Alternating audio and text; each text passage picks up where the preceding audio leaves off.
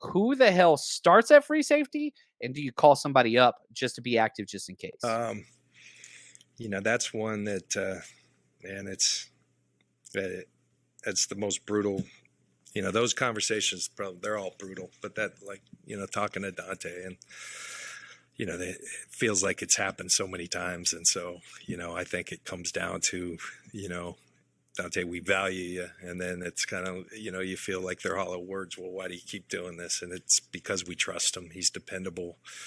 I think never was that more true than late last year when I think in the same game we played him at nickel and safety. He had played corner earlier in the year, and these are at important times deep in the playoffs, and it's just always there for us. And so I hate that it comes down to that he didn't make it, because for a large part of the off season, right down to the end, really, we felt like he was. But when certain things break on your 53 that you feel like you need to go strong and heavy at other positions, well, then there's always a trickle down, and so you have to make tough calls. But I think I'm really thankful and grateful that Dante believes in this organization enough that he came back for us, and he's the type of guy that will come in. I promise you he'll be playing at some point for us and do a great job. That's what he does. As for free safety, we're going to let that play out. We've got options with, Huff has been tremendous, and I think really asserted himself, and I'm really excited to watch him play. I think he's a football player who, year one showed some flash, and year two showing, real consistency and a grasp for a position and a comfortability, and now he's got to go do it. But excited about him.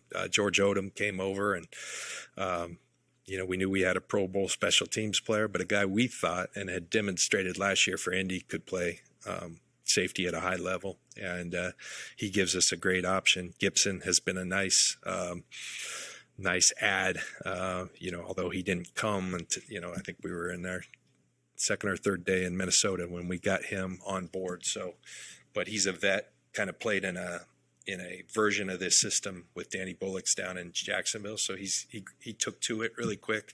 So all those guys will be in the equation. Am I missing anyone there? Dante will be part of that equation, and T. Moore, of course. Yeah, T. Moore. And T. Moore, of course. I hope I'm never brought up like that in afterthought. So make some sense of this for us, Ant.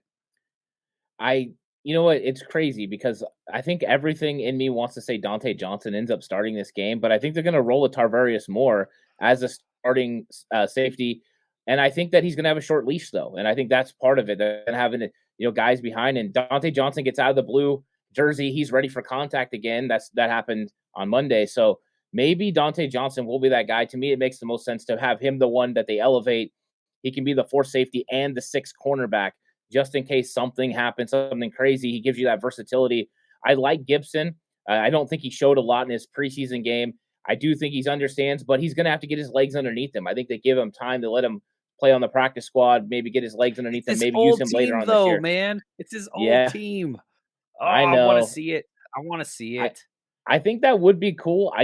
To me, I think Dante Johnson's the best option of all the guys available to be the fourth safety. And I'm not sold on Tarvarius Moore. I would have been happier before we saw him play during the preseason. That's when I was more excited about him. I just haven't seen it. And I don't think George Odom has really stepped up either to prove that he can do it. Missed tackles is something I didn't expect from him, and that's what we got. It's rough, man, because there's a lot of guys, and you have experience. It's different than O-line where these guys have never played. All these players that the 49ers are dealing with at the safety position have a lot of experience, a tremendous amount. The one thing I am excited about is I really hope that they just keep Dante Johnson at safety. Do not try to work him in at the nickel. Don't do that. Don't do that. Please don't do that.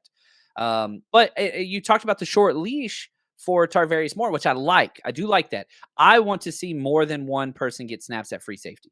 I hope that they don't just put Tarvarius Moore there and just let him be the safety. I want to see back and forth. You get a drive, you get a drive. You get two drives, you got first quarter, you got second quarter, so that we could see, because this isn't a one-game thing. Brunskill's probably coming back next week or the following week, and you're going to have some depth there at center. Jimmie Ward's not coming back till week 5. So these are the guys you got. I don't know, man. Ugh. You got to get them up there. You just got to. And so I do think safety is going to be the position that's elevated along with an offensive lineman.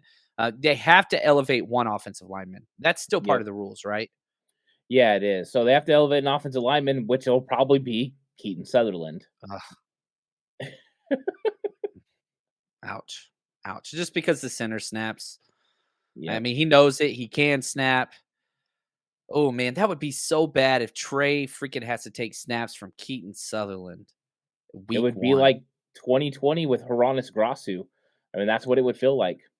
Wow, that's going to be a Jeopardy question that's going to make somebody $1 million one year. The 49ers Rush Podcast.